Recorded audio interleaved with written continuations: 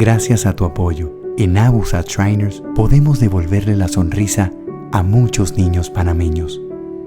Queremos seguir ayudando para que más niños panameños sigan sonriendo.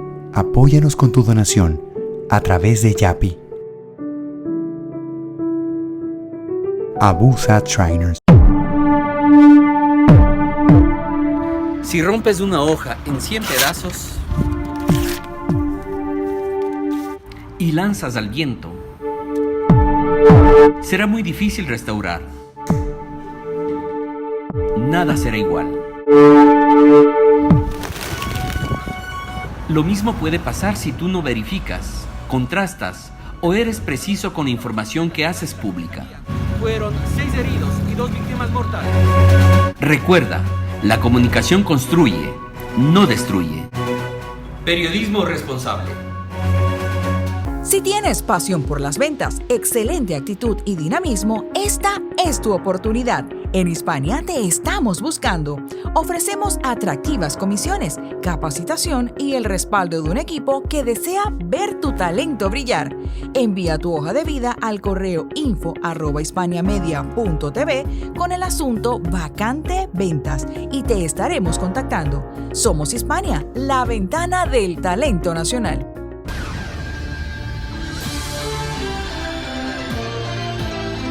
José Miguel comenta, con análisis, opinión, entrevistas, periodismo independiente, promoviendo los derechos humanos, con el periodista José Miguel Guerra. Mis amigos, muy pero muy buenas, bienvenidos todos y cada uno de ustedes a la sintonía de nuestro programa José Miguel Comenta. Estamos a través de Hispania, de la gran cadena exitosa en YouTube, en Facebook y también en la X.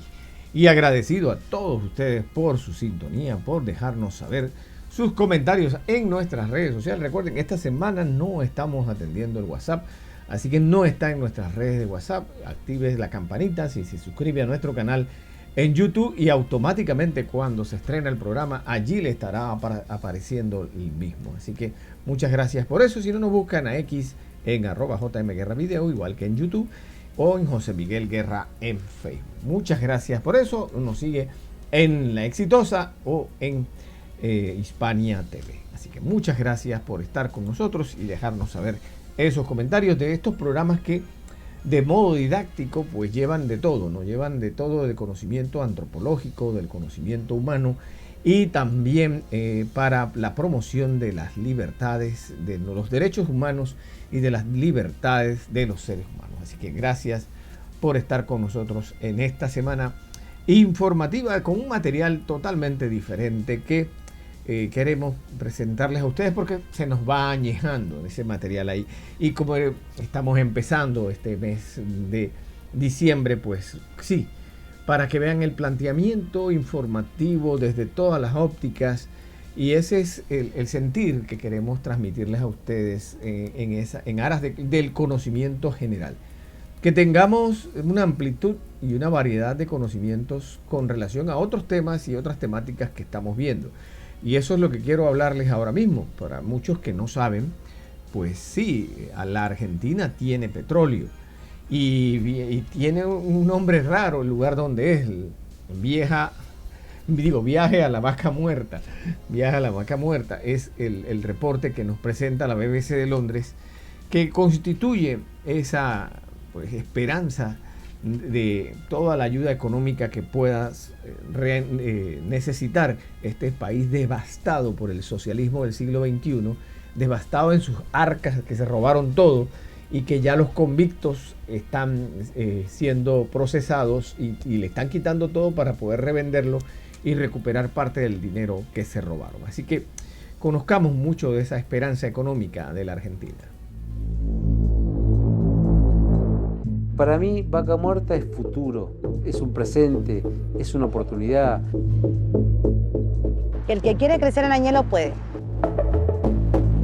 La riqueza que se genera en nuestra localidad está impactando fuertemente en la naturaleza. A nosotros en sí acá no nos benefician nada. A los grandes empresarios sí los beneficia. No necesitan absolutamente nada de eso, solo que nos vayamos. Se empezó a romper, se empezó a partir. Me siento muy desprotegido, muy inseguro. Si no fuese por Vaca Muerta, no creo que hubiese tenido la posibilidad de tener estas unidades que hoy tengo. Yo creo que Vaca Muerta le hace bien al día a día de cada persona que tiene su trabajo, ¿no?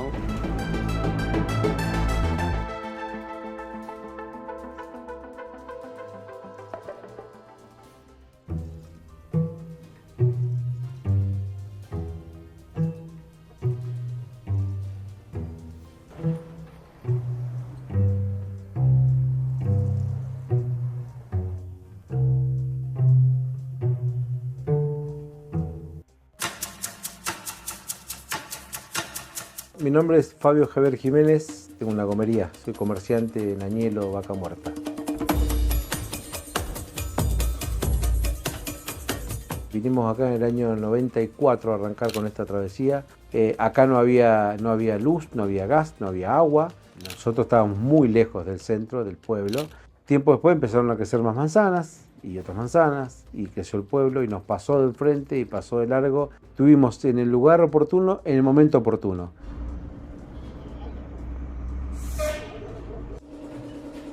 El boom de Vaca Muerta hizo que empezaron a moverse muchos vehículos. Mucha más gente, se necesitaba gente para trabajar, vehículos pesados. Y antes era el movimiento en algunos picos horarios, después se fueron estirando los picos horarios y hoy en día el movimiento en la ruta es las 24 horas, los 7 días.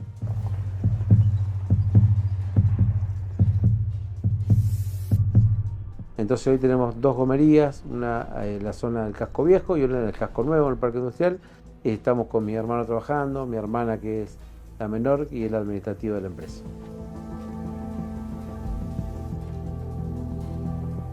Para mí Vaca Muerta es futuro, es un presente, es una oportunidad. Fue poder traer a mi familia, poder formar la familia mía, de mis hermanos. En realidad Vaca Muerta es esperanza.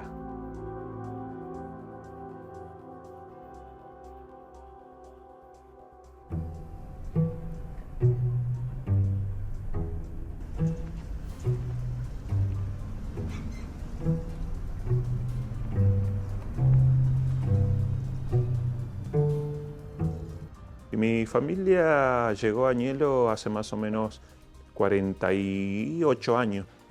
Añelo estaba habitado más o menos por unas 70 personas en el momento que nosotros llegamos acá. En el 2008 empecé a trabajar acá, ya con título de profesor de historia. Ya en el 2010, 2011 se empezó a percibir la llegada de más gente. Este último periodo, los últimos años, nos están llegando entre 10 y 12 estudiantes nuevos por mes. La explosión de matrícula de la escuela nos ha llevado a la obligación de que el Consejo de Educación nos haya traído estos tráilers que sirvan como aula. Inicialmente recuerdo cuando yo estaba en el aula, las y los chicos aspiraban a estudiar. Desde hace 3 o 4 años, los chicos ya no solo que no se quieren ir de Añelo, sino que ya han perdido todo tipo de referencia con respecto a estudios superiores. La gran mayoría, principalmente los varones, optarían por irse a trabajar a las empresas. Los altos salarios tienen ese atractivo. La escuela tiene la obligación de hacerles saber cuáles son las consecuencias de esta explotación hidrocarburífera. La riqueza que se genera en nuestra localidad está impactando fuertemente en la naturaleza. Hemos sido objetos de alguno que otro retos por parte de la sociedad. Hay papás que se han manifestado en contra y nos han dicho, ustedes quieren que perdamos el trabajo, ¿qué quieren que hagamos? Y nuestras intenciones son de que haya conciencia social con respecto a la cuestión de la contaminación, movimientos sísmicos que hemos tenido en los últimos 2 o 3 años. Hay localidades como Sausal Bonito, por ejemplo, que ha padecido bastante esa situación.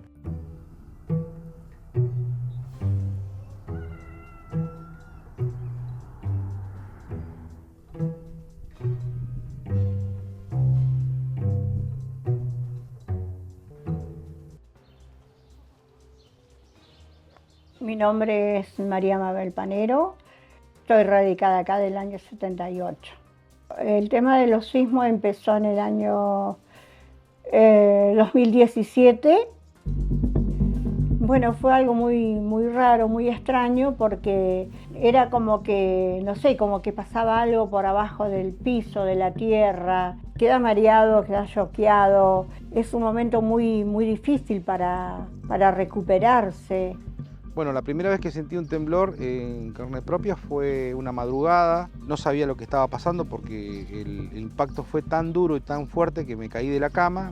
En ese momento, bueno, mi casa era una casa grande, vivía con mi hija, mis nietos, 3 nietos y mi yerno. Estas grietas fueron por sismo, ¿sí? De pronto, bueno, se empezaron a abrir las paredes, empezaron a haber rasgadura y todas esas cosas. Así que llegó un momento en el cual, bueno, vino gente de gobierno y que me iban a hacer una vivienda.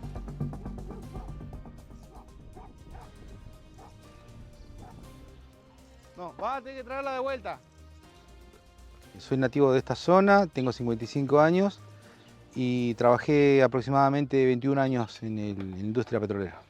Sí, la verdad que yo no pensé nunca, digamos, que iba a estar combatiendo a una actividad, digamos, que yo hice toda la vida. A partir de la explotación de vaca muerta con el método fracking, nosotros empezamos a tener problemas de todo tipo.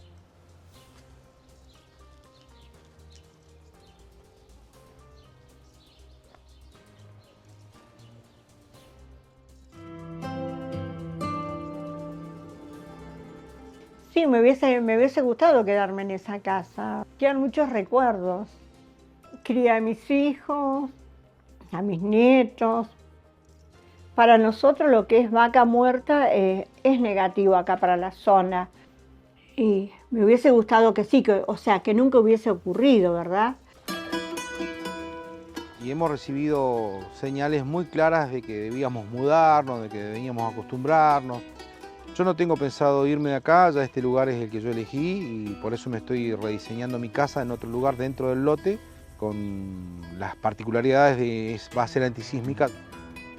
Lo que sucede con Sausal Bonito es que no se diseñó absolutamente nada para incluirla y lo único que le interesa a ellos es perforar y meterle el fracking después para poner a producir los pozos.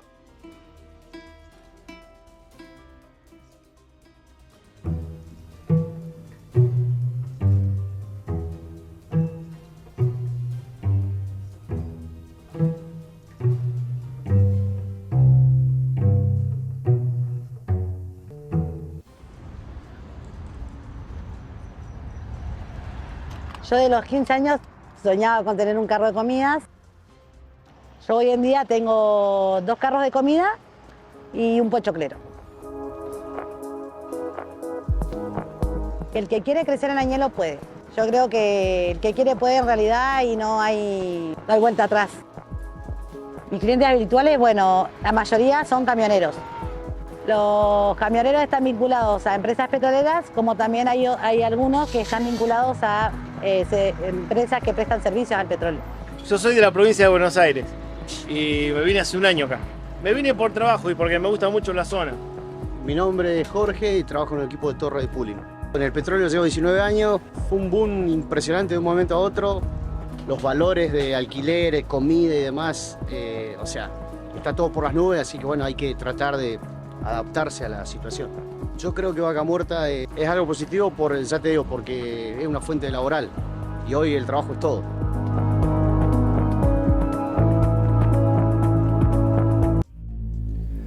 Para nosotros los que estamos acostumbrados a la vida moderna, a ese buscar y tener y pues estar dentro de una ciudad, ¿no?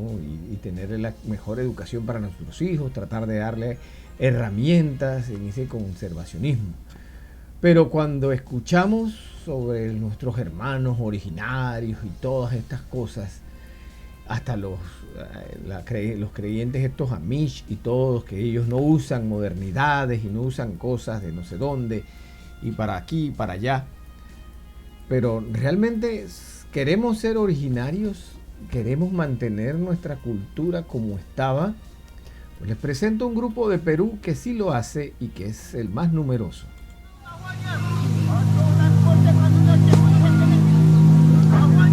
Los Maxcopiro son la comunidad indígena no contactada más numerosa del mundo y viven en el sureste de Perú. Tomás está avisando a sus vecinos que está aquí. Está tratando de evitar un encuentro tenso, como el que ocurrió apenas una semana antes. Ahí justamente ahí estaba apuntando con un flechazo ahí. Y no sé cómo me da cuenta que yo estaba acá y comenzaba a correr. Era como 3. Entonces, el círculo comenzaron a silbar, a imitar animales. Tomás ha vivido cerca de los Maxcopiro durante décadas, pero durante la mayor parte de ese tiempo rara vez llegó a verlos.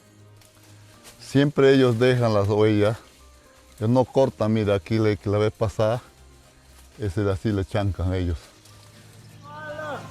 Sus vecinos son un pueblo nómada de cazadores-recolectores que se ha mantenido totalmente aislado por más de un siglo. Se cree que huyeron al bosque a finales del siglo XIX, durante el auge del caucho, para escapar de la masacre y la esclavitud de cientos de miles de indígenas y que se convirtieron en nómadas para mantenerse a salvo. Cazan con largos arcos y flechas y dependen completamente del bosque para sobrevivir. Es uno de los 196 pueblos no contactados identificados por la organización Survival International. Según su informe, la mitad de estas comunidades podrían desaparecer en los próximos 10 años debido a la tala, la minería o la explotación petrolera que destruye los bosques donde viven. Hora de la mañana va a escuchar, ya casi está el tractor sonando. Y los que están en el monte, los hermanos, ¿qué sentirán? Porque los máquinas están día y noche, pero ellos nunca han escuchado y ven sus voces destruidas. El hogar de Tomás, Nueva Oceanía, es una pequeña aldea pesquera de 8 familias a orillas del río Tauamanu. El día que un equipo de la BBC visitó el lugar, una joven apareció corriendo desde el bosque. Estaba recogiendo frutas cuando se encontró con los Maxcopiro por primera vez. Ya de ahí salimos caminando rápido, muy rápido. Decía, vamos a salir muy rápido. Mucho miedo porque es la primera vez que yo escucho, ¿no? Así un grito de nosotros mismos. Pero varios, muchos, aquí, así. Muchos gritos. Y son muchos. Yo creo que son muchos, más de 20. Hoy ellos ya están bajando, ya están yendo donde hay gente prácticamente. Porque ahí están todos los madereros, las empresas están desforestando el bosque y ellos están corriendo tal vez de miedo, están buscando un lugar. Perú tiene una política de no contacto con pueblos aislados para proteger a grupos como los Maxcopiro de enfermedades y abusos. Eso significa que es ilegal iniciar contacto con ellos. El gobierno de Perú votó una iniciativa para expandir la reserva indígena en esta área y proteger el bosque. Pero 9 años después, la ley aún no ha sido redactada y puesta en marcha. La gente de Nueva Oceanía siente que los han dejado solos para protegerse y proteger también a sus vecinos aislados. A 1 hora de viaje río arriba, solía operar un puesto de vigilancia, pero fue abandonado en 2019, después de que un grupo Maxcopiro irrumpiera para llevarse algunas pertenencias y dejar atrapados dentro a los agentes del gobierno. Estos choques también han sucedido en el pueblo. Acá mi ventana era así 2 maderitas y lo han roto ellos, los Maxcopiro. Amalia es una de las líderes de Nueva Oceanía. Llevaron ollas, platos, llevaron todo lo que es servicios, pero solo dejaron las tapas de las ollas, no llevaron. Las tapas nomás han dejado. Y luego se llevaron las ropas que había, brazadas, había hamaca, a ellos les gusta la hamaca. Nosotros pensamos que ellos están molestos porque los concesionarios están derribando su bosque, ya sus comidas, sus animales, ¿no?, que ellos comen. Ellos viven de la forma como ellos nacen, ellos siguen viviendo igual, ¿no? Por eso nos sentimos muy orgullosos de ellos, ¿sí?, porque ellos son, ¿qué te digo?, como como un amuleto que lo tenemos en el bosque, ¿no? Es así, porque nosotros como indígenas adoramos todo lo que es del bosque. Si ellos vinieran sin flechas, sin nada acá, se metieran de repente así, llegan, nosotros gustosamente tratamos con ellos, ¿no? Porque pensamos que son unos hermanos que realmente no tienen quien más vea por ellos, ¿no? Papá, En otras partes del territorio Mashco-Piro, el gobierno ha mantenido puestos de control durante muchos años. Cuando los Mashco-Piro salen del bosque, los agentes están allí para controlar cualquier interacción. Para ellos no fue tan difícil aprender el idioma Mashco-Piro porque es similar al suyo propio. Este puesto se estableció en 2015 después de que el contacto entre los Mashco-Piro y aldeas locales provocara varias muertes. Como jefe del puesto, el trabajo de Antonio es evitar que eso vuelva a suceder. No, nosotros estábamos desayunando y ahí empiezan a gritar, no mole, dicen, ¿no? Y ahí empiezan a decir, no, necesito plata, no, yuca, caña, no, ropa. Ahí tenemos de niños, de adultos, de bebés, ¿no? Entonces nosotros anotamos cuántas personas han salido, ¿no? Bueno, ellos tienen nombres de animales, de aves, tienen nombres de pescado también, ¿no? Los agentes les entregan algunos cultivos a los Mashco-Piro para evitar que ataquen las aldeas cercanas. Es como un centro de puesto acá, ¿no? Que le mantenemos acá a ellos para que no puedan correrse allá ni allá al otro lado. Entonces las enfermedades que tenemos nosotros ya es diferente de que ellos, ¿no? Porque ellos son vulnerables, ¿no? Si yo tengo un gripe o un fiebre, les contagio a ellos pueden morir todos también, ¿no? Antonio ha trabajado aquí durante 10 años. En ese tiempo ha aprendido un poco sobre cómo viven los Mashco-Piro. Acá hay un cierto tiempo que están en un campo, hacen su campamento, se reúnen toda la familia, una vez que terminan cazando todo ese alrededor, normalmente se van a otro sitio, ¿no? Como todo, el jefe. En los 4 años que ha estado aquí, Pancho ha llegado a conocer bien algunos de ellos. Tú le hablas, él te mira, así. Todo serio nomás te mira. Y todo lo que le dicen, él es alegre. Todo te hace broma, se ríe, te tira con plátano, así. Eso es lo que me han dado. Puro diente de guangana. Te voy a regalar, me han dicho. Ajá, me han dado. ¿Por qué? No sé, yo no les he pedido, pero me regalaron. Antes usaban su costumbre de ellos. Tenían una falda bien bonita. Alguien así, botes que pasan, le pasarán ropa. Vigilamos a los botes de turismo, está prohibido sacar fotos, ¿no? Pero eso es turismo, no hace caso. Cada vez que los agentes intentan preguntar sobre su vida en el bosque, los Mashco-Piro interrumpen la conversación. Algo de su vivencia de ellos, no.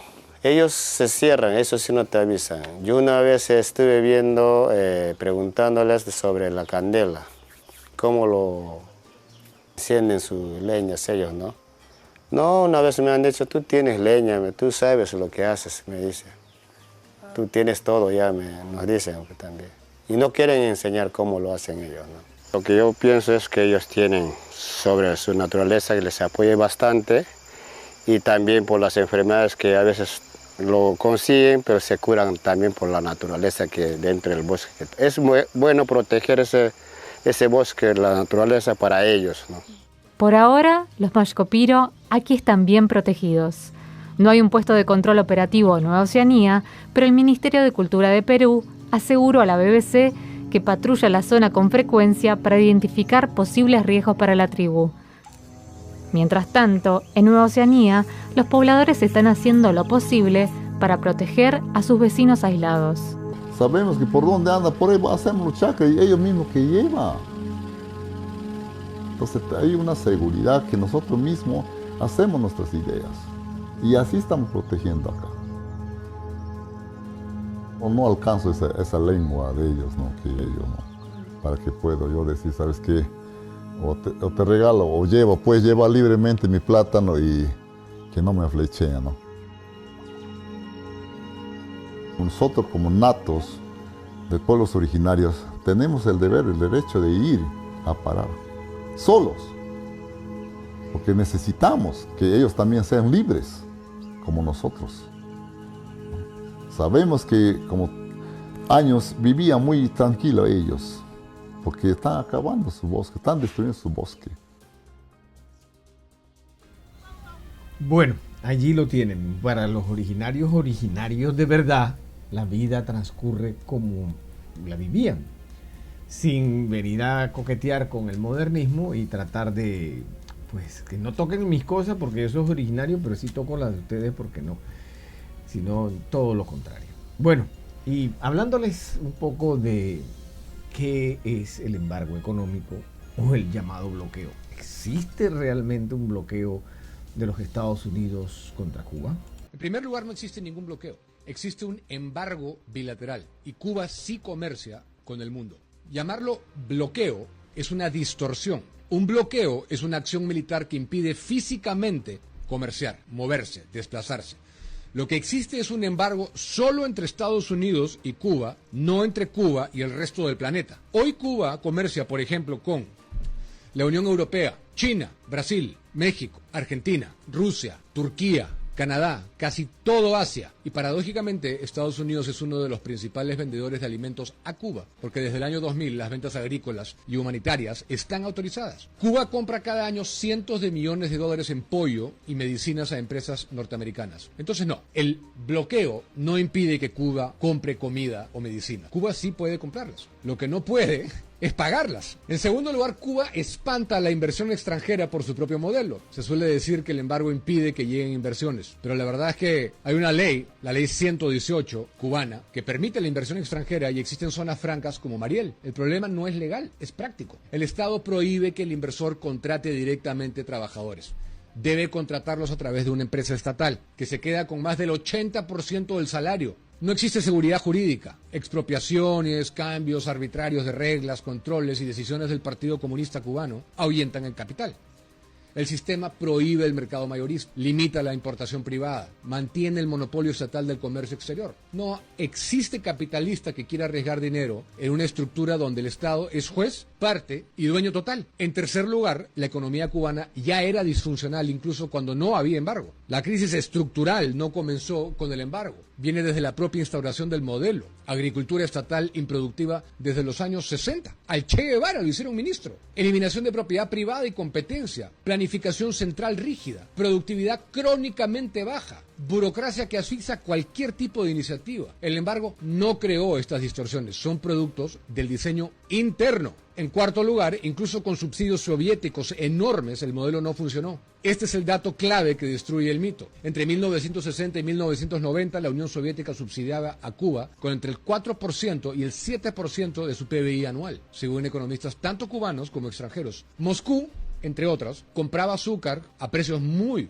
por encima del mercado de Cuba, vendía petróleo a precios preferenciales, regalaba bienes industriales, maquinaria, combustibles y alimentos. Una transferencia multimillonaria que ningún país socialista recibió en tal magnitud, a tal escala. Aún así, la productividad permaneció estancada. La industria era dependiente de insumos soviéticos. La economía nunca, jamás logró autoabastecerse. El Estado mantuvo intactas sus ineficiencias. Cuando esos subsidios se desplomaron en 1991, el sistema cayó como un castillo de naipes. No por el embargo, por su incapacidad estructural. En quinto lugar, comparaciones internacionales. El modelo, no el embargo, explica el resultado. Si el embargo fuera la causa central, deberíamos encontrar algún patrón comparativo, ¿no creen ustedes? Pero ocurre exactamente lo contrario. Venezuela, sin embargo, colapsó igual o peor. Inflación, escasez, migración masiva. China y Vietnam, con modelos socialistas originales y sin sanciones significativas, salieron de la pobreza cuando liberalizaron sus economías, no cuando negociaron con Washington. Otros países con sanciones, Irán, Corea del Norte, muestran que la variable decisiva es el modelo interno, no la sanción externa. El caso cubano encaja perfectamente en esa narrativa.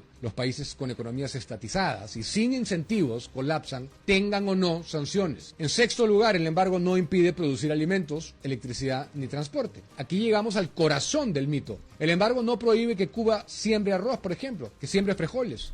críe reses, pollos, perfore pozos de agua, restablezca redes eléctricas, importe piezas para termoeléctricas desde Europa o Asia, o que permita mercados privados, que elimine la dualidad monetaria, abra el comercio mayorista, privatice empresas quebradas, incentive la producción agrícola. Nada de eso está prohibido. Todo depende del Estado cubano, y el Estado cubano por diseño lo impide. Por eso Cuba importa el 70%, entre el 70 y el 80% de los alimentos que consumen, en un país tropical con suelo fértil y clima ideal. No es el embargo, es el modelo. En conclusión, la idea de que el embargo es el culpable de la ruina cubana es una vieja excusa política, jugada a más no poder por movimientos de izquierda en campañas electorales, pero los datos son otros.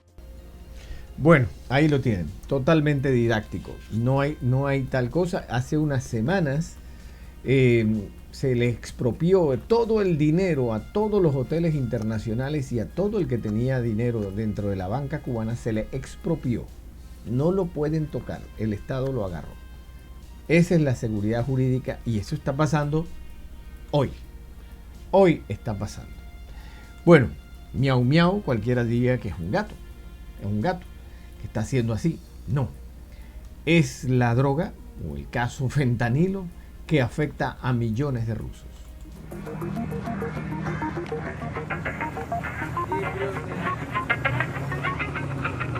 Una generación de jóvenes rusos está siendo devastada por la mefedrona, una droga sintética y barata que es peligrosamente adictiva. Anastasia Platonova, una periodista del servicio ruso de la BBC, investigó la cadena de producción de la mefedrona, desde los delincuentes que trafican las sustancias químicas que la componen, hasta los jóvenes cuyas vidas están siendo impactadas por ella.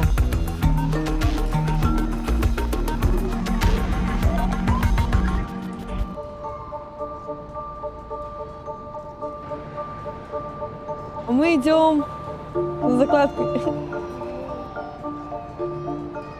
Все, что плохо лежит, ты должно быть в наших ничьим. Ну, это называется шкуринг, шкуроходство. Это когда ты ходишь в определенные места, где могут быть закладки, ходишь и если находишь, забираешь. Ну, смотреть, где они лежат. Olia empezó a consumir mefedrona a los 15 años. Cuando Platonova la conoció, ella tenía 18 y ya estaba luchando contra su adicción. Вот, знаете, если взять бычок и начать тушить его об себя, будет дырка. И вот он также просто он выжигает это все. Это беспощадный наркотик. Это кажется, типа, мефедрон, это легкий наркотик, там я сейчас понюхаю в клубешнике, а потом не пофиг. Нет, а потом я буду приходить в этот клубешник, чтобы найти этот мефедрон. La mefedrona es un estimulante potente, a menudo comparado con la cocaína y el éxtasis. La conocen como miau miau. Se inyecta o se inhala y provoca un momento de euforia, pero también puede causar paranoia, alucinaciones y problemas cardíacos. Durante los últimos 5 años, Platonova ha observado que cada vez hay más narcoblogs. Hablamos de cuentas en redes sociales donde los adolescentes relatan sobre su vida y el consumo de drogas. Cada vez hay más adolescentes que consumen mefedrona. El blog de Olia despertó inmediatamente el interés de Platonova. Pudo ver que Olia se daba cuenta de cuán terrible era su situación. A los 17 años ya estaba en rehabilitación por mefedrona. Всем привет! Сегодня у меня день рождения, я отмечаю свое 17-летие абсолютно трезвой. Olia aceptó hablar con el equipo de la BBC cuando salió, pero cuando se reunieron, ya había vuelto a tomar la droga. В сумке у меня обязательно должны быть влажные салфетки. Ну, косметика, до хрена косметики, шприцы. Очень важно. Я вот почему не даю свои вещи, потому что шприцы. Хуярь. Мне было 15 лет, у меня был мальчик, ему было 19. И он мне просто берет, ну, как бы вот дорожку на экране, и говорит, на, нюхай. Вспышка резко, полностью, ну, бессознательно. Вот. То есть я смотрю, допустим, вокруг себя, и я могу не понимать, что происходит, где я, кто я. И потом, как бы, приходишь в себя, начинается вот эта общительность, начинается эйфория. Она пришла. Ола сейчас реально тебя вспомнит. Прекратила, в принципе, появляться в школе. И я просто начала тусоваться. А его, как правило, если уже начинаешь нюхать, все. Это постоянно надо нюхать. А когда его, нет мефедрона, он заканчивается как бы действие, там не спишь, не ешь, вообще можно сутками не есть, не спать. Все очень плохо. Хочется умереть, правда. En Rusia se pueden comprar drogas con tan solo un clic. El comercio se realiza en una red oculta en Internet. Una vez que pagas en línea, puedes recoger tu droga a pocos metros de tu casa.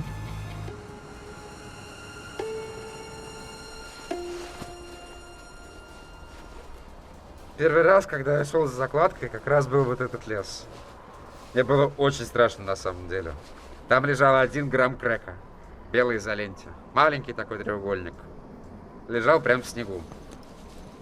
Когда я устроился курьером, мне было 15 лет. Вот. Но легально вообще никуда на работу особо не берут 15-летних. А ребята из Даркнета берут, оказывается. Cuando Platonova conoció a Maxim, su nombre ficticio, tenía 17 años y había ascendido en el negocio de las drogas. Lo encontró buscando en redes sociales a un cocinero o químico, es decir, alguien que fabrica mefedrona en laboratorios clandestinos. Y le preguntó, ¿por qué consumes mefedrona? Мефедрон – это самое легкое, что вы можете приготовить на данный момент. Как собрать из лего дракона? Так и здесь, у вас по инструкции. Вы соберете из веществ, из реактивов мефедрон. Nadie sabe con exactitud cuántos adolescentes son adictos a la mefedrona. Rusia no publica estadísticas fiables sobre el consumo de sustancias. Así que el equipo de la BBC contactó a varios especialistas en drogas y centros de rehabilitación de todo el país. 7 accedieron a hablar fuera de cámara. La mayoría coincidió en que hay una grave crisis por el consumo de mefedrona entre los jóvenes rusos y que habían visto a niños de tan solo 11 o 12 años consumiéndola y otros de 14 o 15 años que eran adictos. Se estima que 1 de cada 3 compras de drogas en la dark web rusa es de mefedrona. En Rusia, incluso poseer una pequeña cantidad puede suponer hasta 10 años de cárcel. Очень часто снились сны, когда меня задерживают и везут в тюрьму. Эти сны были раз в неделю. Я тогда ночью просыпался в холодном поту, начинал мефедрон выкидывать в туалет, смывать, все замывать, выкидывать колбы, разбивать их. Тогда я понял, что по-любому сяду. И тогда я попытался бросить. Las drogas sintéticas están ganando popularidad en todo el mundo. El fentanilo en Estados Unidos, las metanfetaminas en el sudeste asiático y en Rusia la mefedrona. La razón es simple, las drogas sintéticas son baratas y fáciles de producir. Los productos químicos básicos que se utilizan para fabricar drogas sintéticas se llaman precursores. Un traficante le contó a Platonova que contrabandea precursores a Rusia desde China. Por eso Platonova decidió buscar fábricas chinas. Una de ellas se llama Marvel Bio. 2 de los altos ejecutivos de esta empresa fueron condenados en Estados Unidos por suministrar precursores de fentanilo, pero a Marvel siguió vendiendo precursores de mefedrona. Platonova se hizo pasar por una compradora y solicitó que le enviasen pruebas de que podían suministrar los productos químicos. Видно, что это промышленное производство. В России я не видел таких штук. Это, скорее всего, это китайские поставки. Cuando Renat Kuramshin trabajó en el departamento de drogas de la policía rusa, su área de especialización era el tráfico internacional de drogas. Мы не можем говорить наркопреступность в России. Надо всегда иметь в виду, что это наркопреступность мира. В Китае очень сильно развито химическое производство, поэтому там производятся не только какие-то общеизвестные химические вещества, но в том числе и прекурсоры для наркотических средств. Пропускные пункты между Китаем и Россией, они все известны и подконтрольны. Вести опасно. Они возят это все дело в Казахстан, поскольку Россия, Казахстан, Беларусь, здесь небольшую возьмем еще. Это все территория Евразес, единая таможенная зона, границы между Россией и Казахстаном фактически нет. El mercado de Yunus-Borota, o Puertas del Sur, es conocido por ser un centro de trámites aduaneros turbios. Es uno de los pocos lugares cerca de Moscú a los que pueden llegar mercancías procedentes de China y Kazajistán. I infiltrated the chat of drug dealers and wholesalers. In January 2024, they were talking about recent arrests. They are cracking down on Yuzhny Vorota again. 2 more guys got caught picking up the cargo. The factory I spoke with also sent me this photo as a cargo pickup point. Platonova intentó identificar el lugar usando una herramienta online que te permite ver imágenes panorámicas de las calles. En la pantalla izquierda está la imagen de la fábrica china. A la derecha, la imagen de la calle de Yandex. En ambas encontró el mismo tejado, el mismo revestimiento amarillo, las puertas y las ventanas eran las mismas y también estaba el mismo cartel que ofrece un espacio de almacenamiento en alquiler. El lugar está en Yuzhny Vorota. Казахстан, например. Ну, смотрите по номерам, да? Откуда? Казахстан, Казахстан, Казахстан, Казахстан. Как правило, такие партии, они попадают на рынке теневое, грубо говоря, да, которое не подвластно официальной власти. Бездонная яма, где может быть спрятано все, что угодно. У меня такое есть нельзя. Надо что-то в рот закинуть. Да, мне это тоже. Закинуть в рот. Ты думал когда-нибудь о том, что тебе нужно прекратить употреблять? Ну да, ясно, само собой. Не, сейчас я на стадии принятия, говорю. Просто... Принятие? Да ну, это самое вкусное.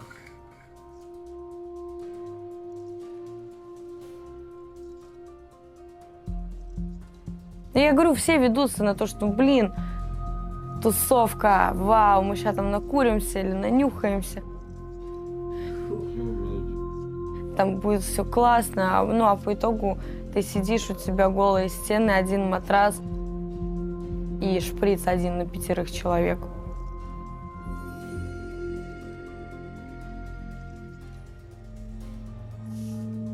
En el verano de 2023, Максим fue arrestado por fabricar y traficar drogas. И вот, когда мой ребенок уже был в СИЗО, я зашла в магазин, чтобы купить ему футболки. А рядом со мной стоял парень, который выбирал себе костюм. Но я понимаю, что от него пахнет мефом. Я понимаю, что передо мной стоит варщик. И мне очень хотелось подойти к нему и рассказать судьбу моего сына. И я понимала, что в его глазах сейчас столько денег светится, что мои просьбы как матери какого-то чужого ребенка не принесут никакой пользы, это его не остановит абсолютно. Una salida segura para Максим fue ofrecerse como voluntario para ir a Ucrania. Расскажи, что ты считаешь вообще тебя ждет? В будущем что меня ждет? Меня ждет приговор. Суд. Я в любом случае поеду на СВО. Повоюю, так сказать, за Россию. Надеюсь, доживу. Получу амнистирование. И, наконец-то, выйду из тюрьмы. Буду свободным человеком. То есть ты готов идти убивать других людей? Вот это я хотела уточнить. Я не готов сидеть в тюрьме 12,5 лет.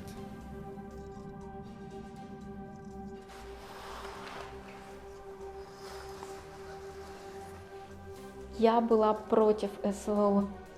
Он говорит: мам, ты же прекрасно понимаешь, что я натворил. У меня не будет шанса начать жизнь заново. А здесь я вернусь через год и, возможно, даже с наградами.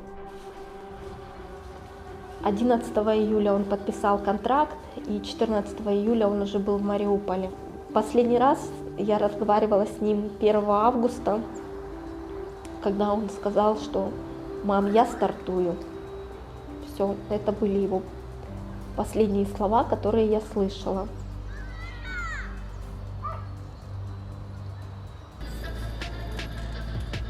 Сейчас его же Витя зовут или как? Да, я героин покупаю. 6 meses después de conocernos, Olia había pasado la heroína. Все вместе будем ширять, или кто-то будет смотреть, облизываться. А, кстати, а у вас есть эти баяны? У меня 2 чистых. Я взяла тебе и себе чистые. О, давайте чисто. Федя, Я не знаю почему, но у меня почему-то ощущение, что я нужна всем из-за героина. Типа, когда у меня нет героина, мне вон только Вика пишет, ну и Федя пишет, ну Влад тоже иногда. Но сейчас почему-то мне кажется, что я никому не нужна. Что, реально грустно очень. Что, по-моему, осознавать начинаю.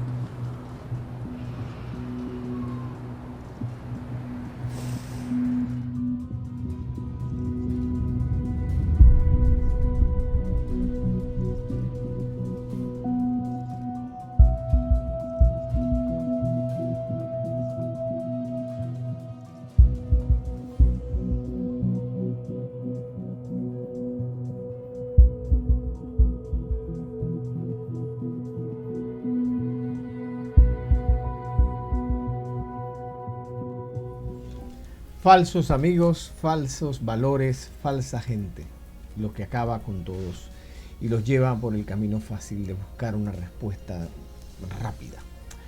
¿Y qué hay en el Ártico que las superpotencias están pendientes? ¿Por qué importa lo que pasa en el Ártico? There are things happening in the Arctic now that would have been unthinkable 20 years ago. Esta región del planeta se está calentando más rápido que ninguna otra. Y a medida que cambia el clima, también cambia su importancia estratégica. We need Greenland for national security and even international security. Las grandes potencias mundiales están poniendo sus ojos en el norte. Buscan recursos, nuevas rutas a través del hielo y una manera de fortalecer su posición en el escenario geopolítico mundial. A lot of countries have come out with Arctic strategies. It's part of how the international order is being challenged. Estas son las 5 razones por las que el Ártico se ha convertido en una de las regiones más disputadas del planeta. Para entender esto necesitamos mirar el mundo de una manera un poco diferente. Lejos de ser solo un océano helado, 8 países tienen territorios en el Círculo Ártico. Estados Unidos, Canadá, Groenlandia, una región semiautónoma de Dinamarca, Islandia, Noruega, Suecia, Finlandia y Rusia. Durante la Guerra Fría entre Estados Unidos y la Unión Soviética, sobrevolar el polo significaba una ruta potencial para ataques con misiles. Ambos países expandieron sus operaciones militares allí y Estados Unidos estableció una base en el norte de Groenlandia. Pero en 1987, con el fin de la Guerra Fría acercándose, el líder soviético Mikhail Gorbachev propuso reducir la actividad militar en el Ártico.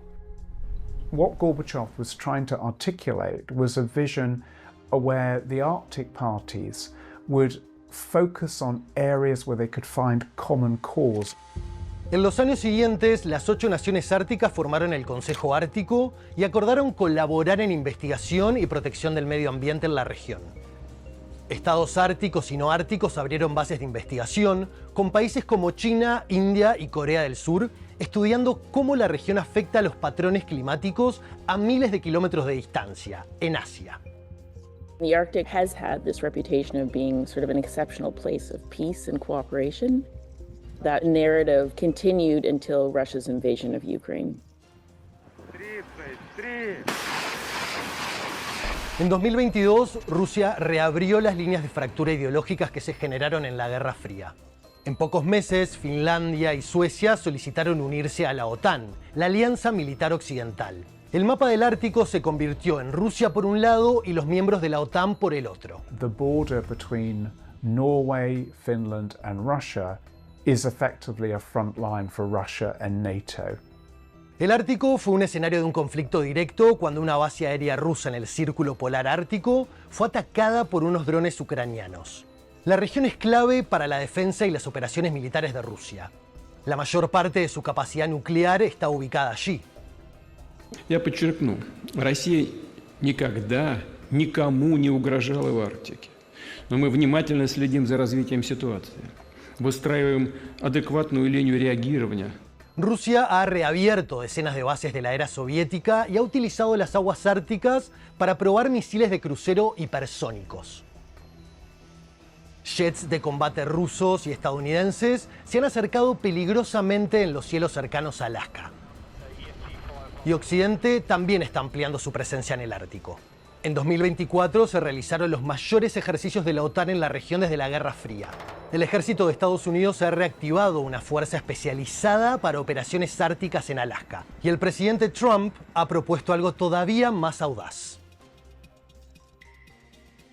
We need Greenland for national security and international security. So I think we'll go as far as we have to go. We need Greenland, and the world needs us to have Greenland.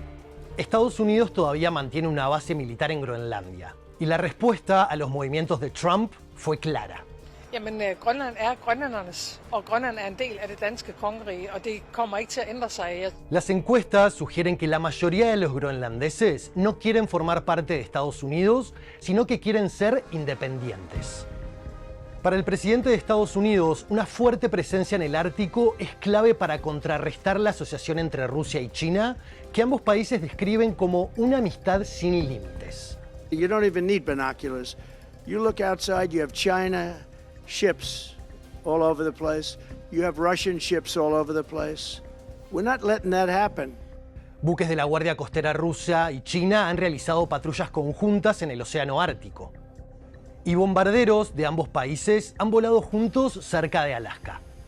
It's the first time that we've seen these two countries fly together like that. China afirma que sus acciones buscan profundizar la cooperación con Rusia y no están dirigidas contra terceros. Sin embargo, esta relación tiene sus propias tensiones. There's been a danger that Russia's fully aware of, is that the more and more it collaborates with China, the more it's giving China legitimacy to act as a very powerful near-Arctic state. China se describe a sí misma como un estado cercano al Ártico, a pesar de estar a 1.400 kilómetros del Círculo Polar Ártico. En 2018 lanzó una serie de proyectos de inversión que denominó la Ruta de la Seda Polar, pero que ha encontrado obstáculos en comunidades que desconfían de depender demasiado de China. They want to be a polar superpower. We want a relationship to China, but we do not want to be dependent on China. There's no question that it was trying to sort of have a significant impact in the Arctic, but it hasn't come to fruition. La mayor parte del éxito económico de China en el Ártico se ha producido gracias a asociaciones con Rusia en proyectos como este yacimiento de extracción de gas natural. Y el transporte de este gas se ha facilitado gracias al deshielo del Océano Ártico. Así estaba el hielo en el verano de 1979. Y así estaba en 2024. Lo que se traduce en una reducción de 2.6 millones de kilómetros cuadrados, aproximadamente el tamaño de Argentina. Muchos ven esto como una oportunidad para aprovechar el Ártico para el transporte marítimo durante los meses de verano. Pero de las 3 rutas potenciales, la única actualmente viable es a lo largo de la costa norte de Rusia. There's been the hope that more and more traffic could bypass the usage of the Suez Canal and shave thousands of miles of shipping time and distance. La ruta ya ha sido aprovechada. En 2024 se realizaron 97 viajes de carga utilizando este camino, principalmente exportaciones de Rusia a China. Pero en comparación con el canal de Suez, por donde pasan 13.000 barcos cada año, la ruta ártica todavía está lejos de ser una opción competitiva. El océano Ártico permanece congelado la mayor parte del año. Incluso en verano es un entorno impredecible. You're going to have a situation where there are very small windows of time where there could be the potential to transit, and that doesn't offer the certainty the shipping industry needs.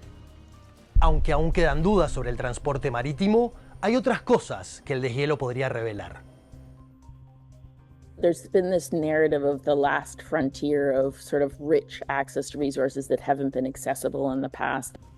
Se estima que allí se encuentra el 30% del gas aún no descubierto del mundo y el 13% del petróleo aún no descubierto. También hay minerales, especialmente en Groenlandia. If the U.S. were to gain access to Greenland's resources, it could significantly reduce our dependence on foreign suppliers, particularly China, which currently operates a virtual monopoly on the rare earth market. Pero alcanzar estos recursos está lejos de ser algo sencillo. You're dealing with environments that are remote, expensive to operate in, lacking infrastructure, and where there is very little skilled labor close by. A pesar de esto, el interés global en la región y en lo que podría revelar un mayor deshielo en los próximos años se mantiene. Eso podría generar una competencia aún mayor en esta región que ya de por sí está disputada.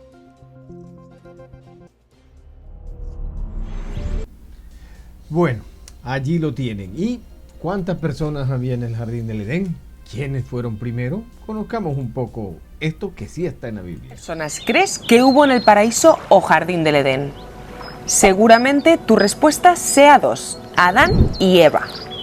Pero en realidad hubo tres. Y es que antes de Eva estaba Lilith, la primera mujer de Adán. Esta es, al menos, una de las interpretaciones de varios textos sagrados sobre el origen de la humanidad, lo que ha creado controversia y confusión a lo largo de los años. Pero si te estás preguntando quién es Lilith y de dónde ha salido, no te preocupes, que te lo cuento en este vídeo. Lo primero es entender de dónde viene Lilith. Esta figura ya estaba viva en el imaginario babilónico al menos 1 milenio y medio antes de que se empezara a escribir la Biblia, en los siglos 6 y 5 a.C. Esto es porque su origen está ligado a la antigua demonología babilónica, según explica la experta Janet House Gaines. En esa época se veía a Lilith como un ser demoníaco con cabello largo y alas que encarnaba las prácticas sexuales malsanas. Se creía que era un espíritu peligroso que atacaba a mujeres embarazadas y a niños recién nacidos, por lo que se usaban amuletos y conjuros para protegerse de ella. Con el tiempo, esta figura se fue expandiendo y apareció en otras culturas antiguas como la de los hititas, los egipcios, los israelitas y los griegos. Eso nos lleva hasta la Biblia, donde su nombre solo aparece una vez, en Isaías 34:14. Aunque también aparece en los rollos del Mar Muerto, el testimonio más antiguo del texto bíblico encontrado hasta la fecha. Pero a pesar de las pocas menciones explícitas, dependiendo de la interpretación, algunos creen que hay indicios de que Lilith fue uno de los personajes en los textos sagrados. ¿Y cómo es esto? La respuesta reside en la Torá judía, lo que para los cristianos es el Pentateuco del Antiguo Testamento. La clave es que la Torá no se lee literalmente, se interpreta, y ahí es donde está el kit de la cuestión, ya que sus pasajes generan algunas dudas. Primero tenemos este fragmento que da lugar a varias interpretaciones, ya que, según él, en el sexto día de la creación, Dios creó un varón y una hembra a su imagen para que se multiplicasen. Pero más adelante, el texto cuenta que Dios puso al hombre en el Edén y que después decidió que no debía estar solo. Fue entonces cuando habría tomado una de las costillas de Adán para crear una mujer. Entonces, ¿qué pasó con la mujer que ya había sido creada en el sexto día? ¿Es la misma que aparece después como Eva o hubo otra antes? Una de las teorías asegura que el primer ser que creó Dios era andrógino, es decir, hombre y mujer. Es la línea que sigue el Zohar, uno de los libros fundamentales del pensamiento místico judío. Afirma que esa criatura andrógina inicial fue dividida en Adán y Lilith. Cuando Lilith vio después a Adán con Eva, tuvo un ataque de celos y huyó. Otra lectura es que hubo dos Evas. A Adán no le gustó la primera y Dios la reemplazó con otra que, digamos, era más de su agrado. Y la última es la del alfabeto de Ben Sira, un texto de la Edad Media. En esta versión, Lilith discutió con Adán cuando éste se negó a admitir que eran iguales y se marchó, rebelándose contra, abro comillas, el orden natural. Esta es la versión más conocida del paso de Lilith por el paraíso y sin duda la más polémica. En parte porque muchos eruditos no reconocieron el alfabeto de Ben Sira como una representación del pensamiento rabínico.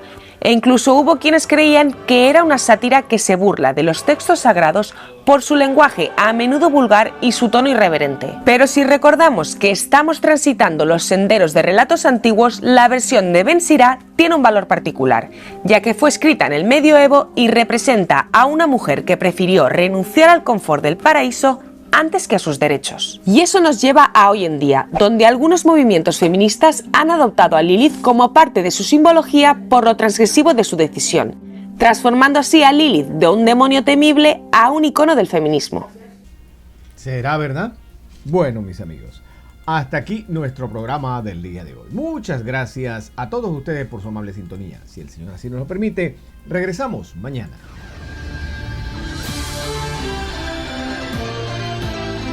José Miguel comenta, con análisis, opinión, entrevistas, periodismo independiente, promoviendo los derechos humanos, con el periodista José Miguel Guerra.